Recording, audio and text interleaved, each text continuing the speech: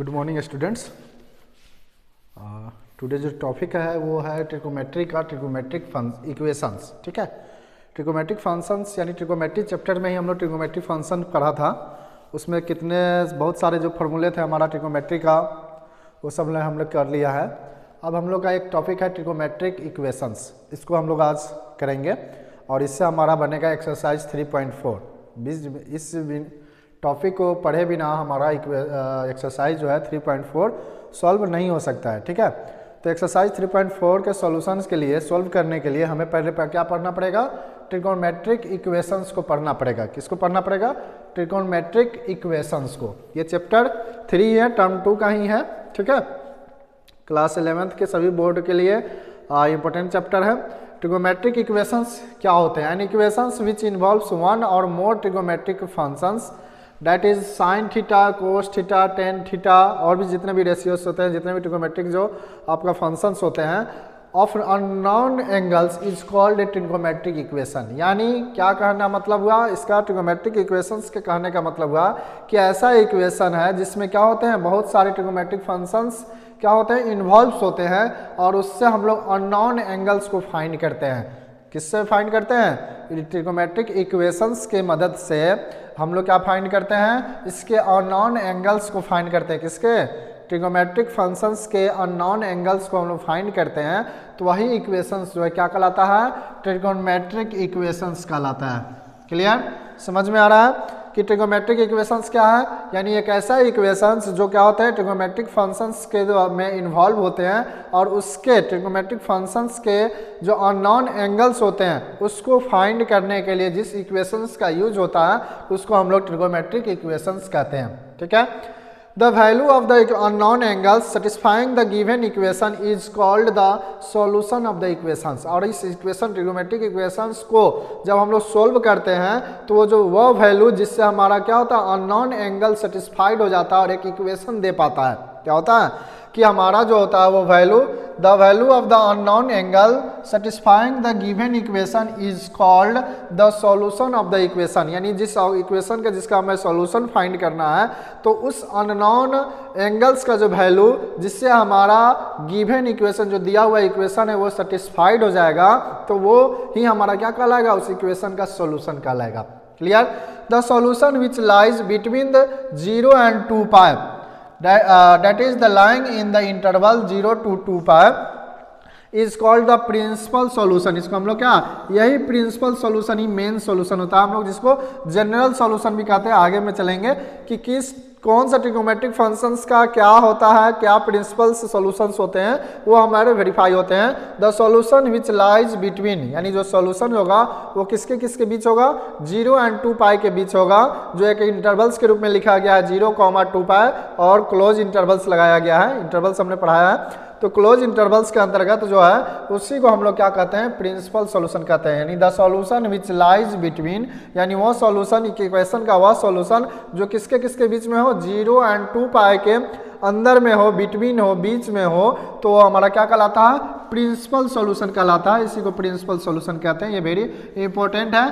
Principal solutions ही हम लोग इसमें फाइंड करते हैं। प्रिंसिपल सॉल्यूशन को जनरल सॉल्यूशन भी कहा जाता है। इस तरह से हम लोग इसको डिफाइन करते हैं। ठीक है, तो प्रिंसिपल सॉल्यूशन का किसी भी क्वेश्चन में कहेगा कि इसका प्रिंसिपल सॉल्यूशन निकालिए, दैट मीन्स यही करना है आपको। ठीक है, the solution which is the generalised by means of periodicity is called general solution. The solution, वह सॉल्यूशन जो which is generalised by means of periodicity is called the general solution. यानी वह सॉल्यूशन जो इसको क्या कहते हैं? जनरलाइज करे और उसका जो मतलब क्या हो, वो पीरियोडिसिटी हो, पीरियड के अनुसार बतलाता हो, कौन सा पीरियड में फर्स्ट पीरियड सेकेंड पीरियड जो होता है उस अनुसार से हमारा उसका मीनिंग समझाता हो, तो हमारा क्या कहलाएगा? जनरल सॉल्यूशन कहलाएगा। ठीक है, एक एग्जाम्पल हमने दिया, to find the general expressions for all angles of sine is 0। यानी साइन का वैल्यू किस किस एंगल का 0 होता है उस पे हम लोगों को फाइंड करना है। इसका जनरल एक्सप्रेशन कहिए या जनरल सॉल्यूशन कहिए कि साइन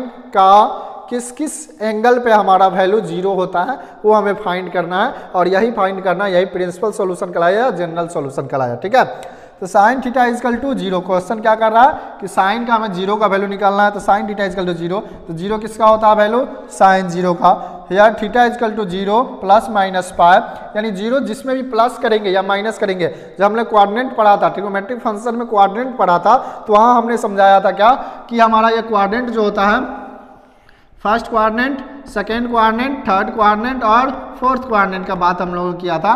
तो हमारा जब फर्स्ट कोऑर्डिनेट यानी 0 डिग्री का वैल्यू, 0 डिग्री का वैल्यू हमारा साइन में 0 आ रहा है, तो अगर हम लोग क्या करेंगे 0 इसमें प्लस माइनस करेंगे पाई वाले में, तो क्या होगा हमारा, तो भी वैल्यू 0 ही आएगा। 2 पाई में करेंगे तो भी 0 ही आएगा। 3 पाई में करेंगे, क्यों, क्योंकि हम लोग इस हॉरिजेंटल लाइन पे ही ये रिवर्स नहीं करता है, क्योंकि वर्टिकल लाइन पे साइन का वैल्यू कोस में हो जाता है, कोस का 10 में, यानी सब कोस का सेक में इस तरह से रिवर्स करता है, इसलिए केवल हम लोग हॉरिजेंटल लाइन पर ही इसका वैल्यू फाइंड करेंगे। और इस पर हमारा जो है, जैसे ही हमारा 0 डिग्री का वैल्यू साइन 0 होता है, साइन 0 डिग्री का वैल्यू, उसी तरह से हमारा अगर प्लस माइनस पाई पर भी हमारा वैल्यू वही आएगा, 2 पाई पर भी वही आएगा, 3 पाई पर, यानी पाई के रेशियो में पाई इंक्रीज करे या डिक्रीज करे, लेकिन पाई के रेशियो में ही पाई बढ़ेगा। यानी 0 में पाई ऐड किए तो पाई, फिर पाई में पाई ऐड किए तो 2 पाई, फिर पाई में फिर पाई, 2 पाई में फिर पाई ऐड किए तो 3 पाई, 3 पाई में फिर 1 पाई ऐड किए तो 4 पाई। इस तरह से पॉजिटिव या निगेटिव जो भी होगा सभी हमारा 0 का वो साइन का वैल्यू, साइन का जो भी एंगल्स होंगे उसके वैल्यू क्या होंगे, 0 डिग्री होंगे। Because sine theta equal to sine 0 degree, then sine pi, sine minus pi, sine 2 pi equal to sine minus 2 pi, यानी ये सभी चीज़ों का वैल्यू जो हमने यहाँ पर ही बता दिया और आपको कोऑर्डिनेट में समझाया कि हॉरिजॉन्टल लाइन पर, यानी यहाँ से यहाँ तक आने में फिर इसका वैल्यू 0 हो जाएगा, फिर यहाँ से यहाँ जाएगा तो 0, फिर यहाँ से यहाँ आएगा तो 0, फिर यहाँ से यहाँ जाएगा तो यहाँ से यहाँ आया तो पाई, फिर यहाँ से यहाँ गया तो 2 पाई, फिर यहाँ से यहाँ आएगा तो 3 पाई, फिर यहाँ से यहाँ जाएगा तो 4 पाई, फिर यहाँ से यहाँ जाएगा तो 5 पाई, यानी इस तरह से यहाँ पे फिर जाएगा तो 6 पाई। इस तरह से क्या होगा, ये हमेशा हॉरिजॉन्टल वाले जो लाइन्स है इस पर जो हमेशा जो वैल्यू जाएगा उस पर साइन का वैल्यू हमेशा 0 आता जाएगा। तो यही चीज़ को रिप्रेजेंट किया गया और 10 थीटा इजकल टू n पाई, यही हमारा फॉर्मूला निकला कि n पाई पर हमारे थीटा का वैल्यू क्या होगा, 0 होगा। और उस तरह से हमने लिखा n equal to 0 plus minus 1 plus minus 2 plus, इस तरह से ये हो गया और ये हो गया। दोनों तरफ से अगर एंगल्स चलेंगे हम लोग, पॉजिटिव एंगल भी चलेंगे और नेगेटिव एंगल भी चलेंगे, तो दोनों तरफ से पॉजिटिव में प्लस और नेगेटिव में माइनस, दोनों तरफ से हमारा इसका वैल्यू हॉरिजॉन्टल लाइन वाले पर क्या होगा, रिपीट होता जाएगा। वैल्यू हमेशा 0 0 आते गया, वहाँ पे आके फिर वो 0 हो जाएगा। तो हमारा ये जो हमारा है यही हमारा क्या हो गया, जनरल सोल्यूशन कहिए इसको या प्रिंसिपल सोल्यूशन कहिए, यानी साइन के लिए हमारा ये फॉर्मूला लागू होता है, थीटा इजकल टू n पाई पर ये रिपीट होता जाएगा। और यही हमारा है आज का ट्रिगोनोमेट्रिक इक्वेशंस का टॉपिक, जिसको हमने आज आपको सोल्व कर दिया, समझा दिया, अच्छे से क्लियर आएगा। इसी तरह से कोस का, इसी तरह से टेन का, सेक का, कोसेक का, यानी जितने भी ट्रिगोनोमेट्रिक फंक्शन है, 6 फंक्शन है ना, वो फंक्शंस के हमारे इसी अकॉर्डिंग में हमारा प्रिंसिपल सॉल्यूशन है और वो प्रिंसिपल सॉल्यूशन से ही हमारा क्वेश्चन क्या होगा, सॉल्व होगा। क्लियर है? तो आज के वीडियो में इतना ही। नेक्स्ट जो होगा हम लोग एक्सरसाइज करेंगे, इसी थ्योरी पे हम लोग सभी क्वेश्चन को हम लोग क्या करेंगे, सोल्व करेंगे। एक्सरसाइज 3.4 प्रत्येक एक एक क्वेश्चन उसका सॉल्यूशन मिलेगा आपको। और हमेशा आप हमारे चैनल पे बने रहिए, एक एक चीज़ का आपको सब कुछ क्लियरेंस मिलेगा, कहीं कोई दिक्कत नहीं होगा, जो भी कोई भी डाउट नहीं होगा, आपको एकदम सिंपल भाषा में समझ में आएगा, कहीं कोई प्रॉब्लम नहीं है। ठीक है? अगर आपको हमारा वीडियो पसंद आए तो लाइक, शेयर और सब्सक्राइब करना ना भूलें। ठीक है? ओके दोस्तों, थैंक यू।